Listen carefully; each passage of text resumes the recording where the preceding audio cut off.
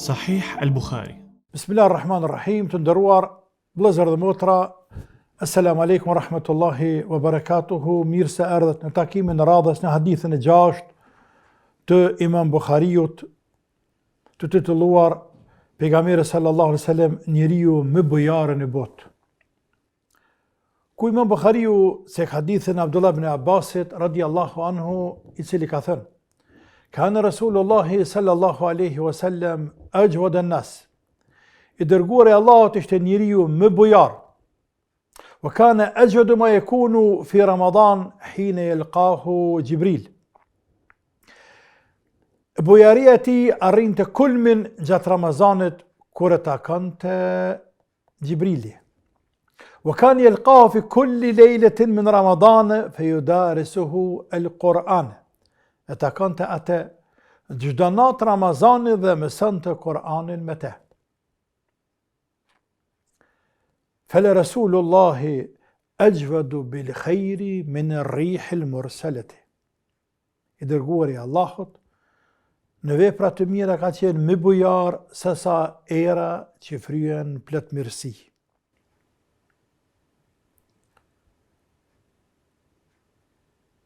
Ky hadith Ibn Abbasit radiallahu anhu tregon për bujarin e pejgamberit sallallahu alaihi wasallam. E që bujaria të ndëruar, bujaria, gjëmërllok e themi ne dialektin ton, kosovar, bujar, i gjëmërt, është një veti shumë e çmuar e njeriut. Është dërdhënje, zemërgjërsi, fisnikri, shpirt madhësi. Ata që në bujarë kanë shpirtin e madhë. Ata që në kopratëse kanë shpirtin e vogël, ngosht. Nuk ka mundësi që një njeri të jetë i madhë, e që mos të jetë i përshkruar me këtë veti të jetë bujarë. Së këndejmi, pejgamberët të Zotit kanë qenë njerëzit më të mëdhej. Ndaj janë edhe njerëzit me bujarë. E me bujari i të gjithë njerëzve, dhe të gjitha kohrave, i të gjitha periudat të njerëzimit, është Muhamedi sallallahu alaihi wasallam, siç përnacek Abdullah ibn Abbasi në këtë hadith, ku tha, kana Rasulullah ajwad an-nas. I dërguari i Allahut ishte njeriu më bujari, pra më bujari në botë.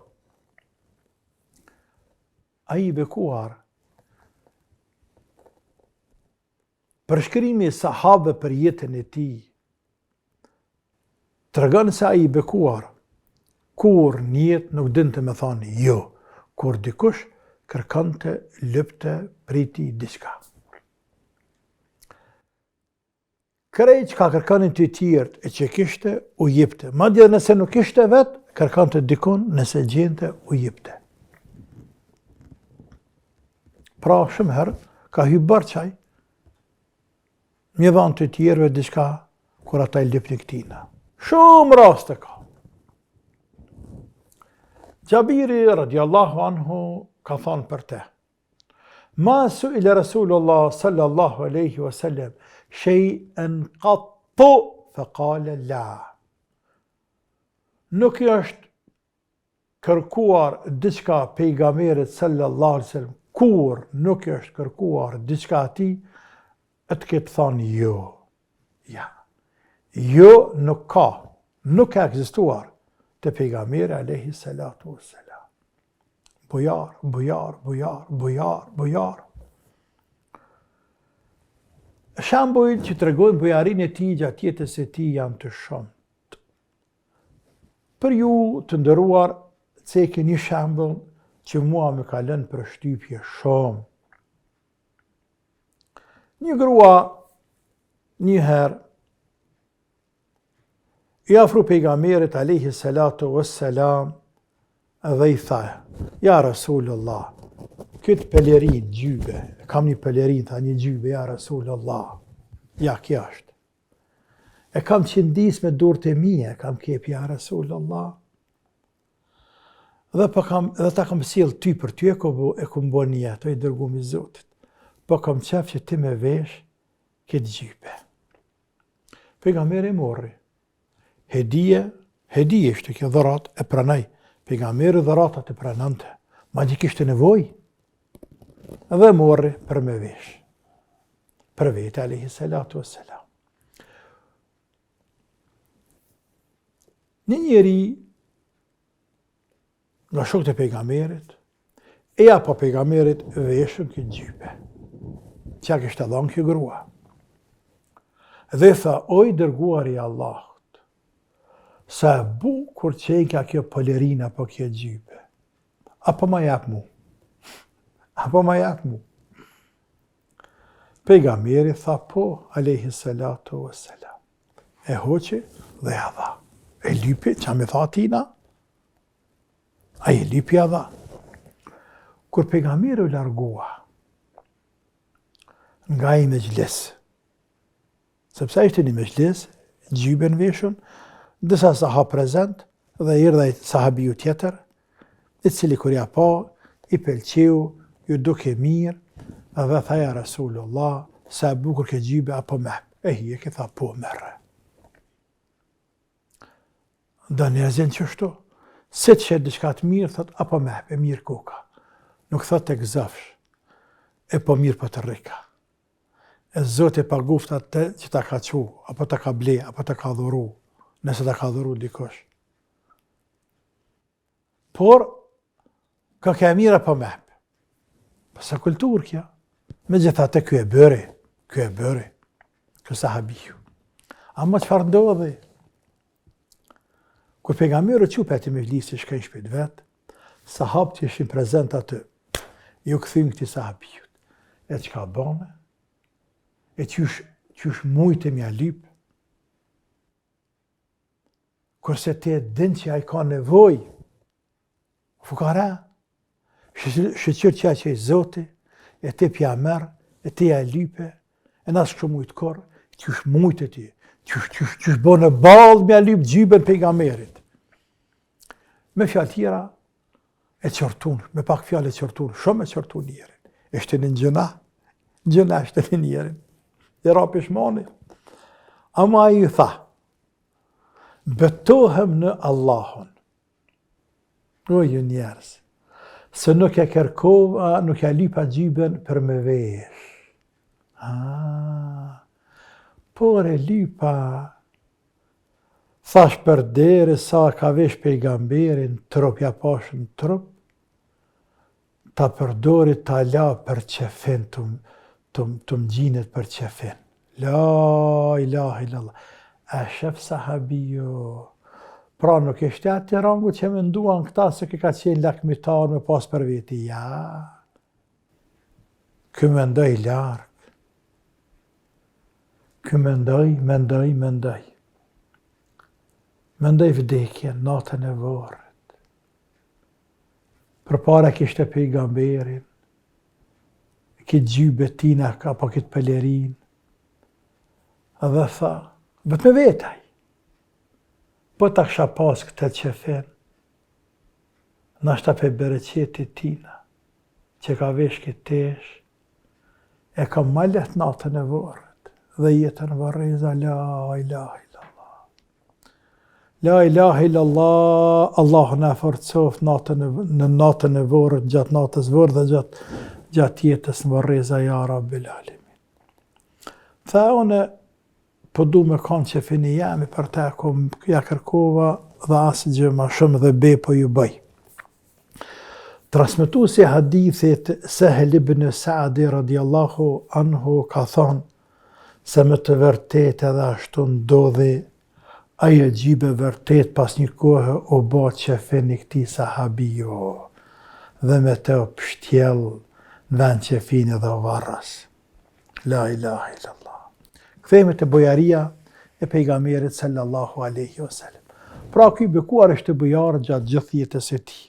Ama gjatë muajit Ramazan, kjo bojari theksohej më shumë. Që cekë edhe Abdullah ibn Abbas. Kjo bojari gjatë muajit Ramazan të bekuar theksohej edhe më shumë, vrehi edhe më shumë. Në veçanti atëherë kur pejgamberi takante melekun Gjibril alayhi salam, e të cilin e takante çdo natë për netëve të Ramazanit, dhe Gjibraili i mësonte ja përsëritte Kur'anin pejgamberit sallallahu alaihi wasallam. Pra, Gjibraili alayhi salam vinte te pejgamberi çdo Ramazan, çdo natë, për çdo natë. Dhe përsërisnin tër Kur'anin që ka zbritur brenda vitit. Dhe kështu vepronin çdo Ramazan, deri në Ramazanin e fundit, e përsëriten 2 herë tër Kur'anin që ka zbritur më herët. E pastaj vdiq pejgamberi sallallahu alaihi wasallam. E bënin këtë përsëritje të Kur'anit në mënyrë që të forcohet më shumë Kur'ani te pejgamberi sallallahu alaihi wasallam, e të cilën veç e kishte në memorje pejgamberit të tyre alaihi salatu wassalam, e kishte të zënë përmendesh. Pastaj, kjo përsëritje është edhe premtimi i madh të Allah, ku Allah i kishte thënë pejgamberit se nuqri'uka fala tansa, në suratul A'la, ne do të lexojmë ty atë Kur'anin, e ti nuk do të harrosh atë.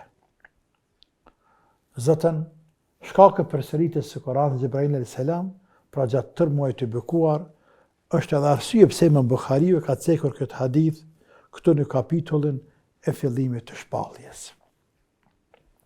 Pra pejgamberi, pas ka qenë bojar, njeriu me bojar, e kjo bojari ju ka shtuar më shumë në Ramazan. Por pse ka shtuar më shumë në Ramazan? Ulemat kanë cekur 2 shkaqe kryesore. Shkaki i parë, takimi i tij me melekun Gjibrail alayhi salam, me melekun e bekuar, me melekun e ngritur dhe më të afërmin e Allahut të madhruar. Shkaku i dytë është muaji i bekuar Ramazan, i cili tëri është hajër dhe është bereqet, dhe muslimani duhet të jetë me zemërgjer e me bujar në Ramazan se sa gjatë muajve të tjerë. Siddiq Hasan Khan në koment të Sahih Buhariut e cek nga At-Tibi thot se ka thënë: në këtë hadith ka veçim pas veçimi. Ka formë të avancimit, ngritje mbi ngritje, avancim mbi avancim. Së pari është veçuar pejgamberi me bujari të përgjithshme mbi gjithë njerëzit. Kana gjodën nas, ishte njeri me bujar.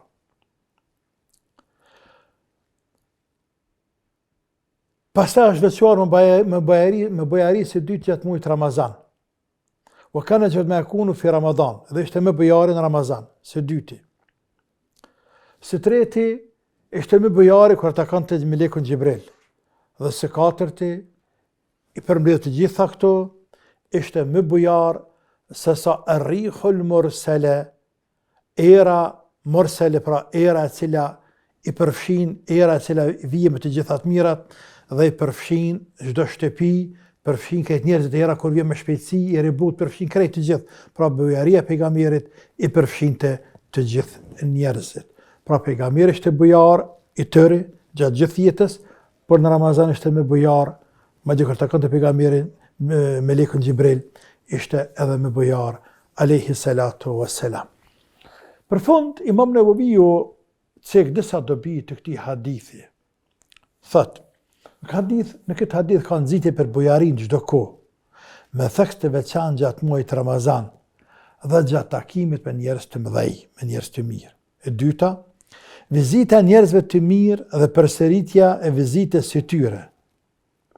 Nëse një gjë ati nuk e rëndon ata, me vizitu njerëz të mirë dhe me përsërit vizitën nëse nuk i rëndon.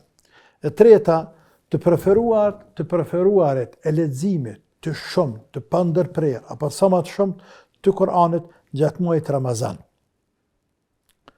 E që leximi i Kur'anit gjatë muajit Ramazan është më sevap, më shpërblim se sa dhikri i përgjithshëm.